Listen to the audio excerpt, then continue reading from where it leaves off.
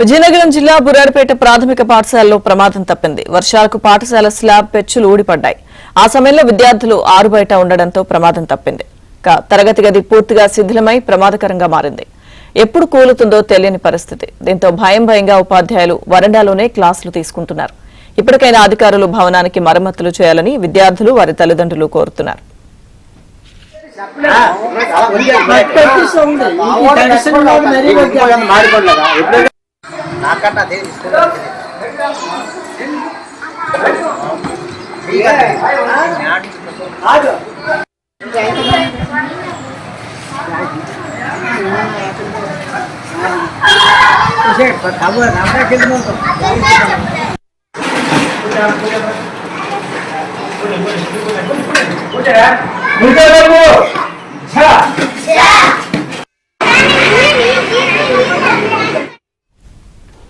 విజయనగరం జిల్లా బురాడిపేట ప్రాథమిక పాఠశాలలో ప్రమాదం తప్పింది. వర్షాలకు పాఠశాల స్లాబ్ పెచ్చులు ఊడిపడ్డాయి.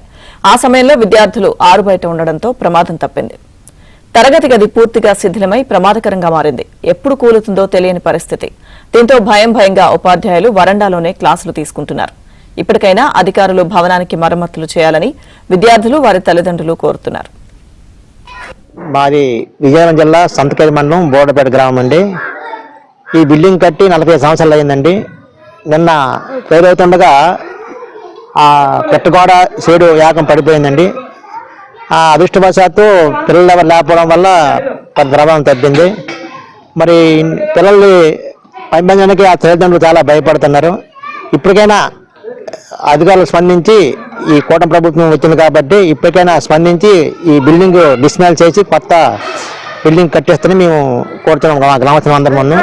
నా పేరు రాష్ట్రప్రియ, మాది బోరడుపేట. నేను బోరడుపేట ఎంపీపీ స్కూల్లో చదువుతున్నాను. నిన్న మా స్కూల్ పెచ్చి పడిపోయింది. మా స్కూల్ పరిస్థితి బాగోలేదు. చదవాలంటే భయంగా ఉంది. మా స్కూల్ బాగు చేయాలని కోరుతున్నాం.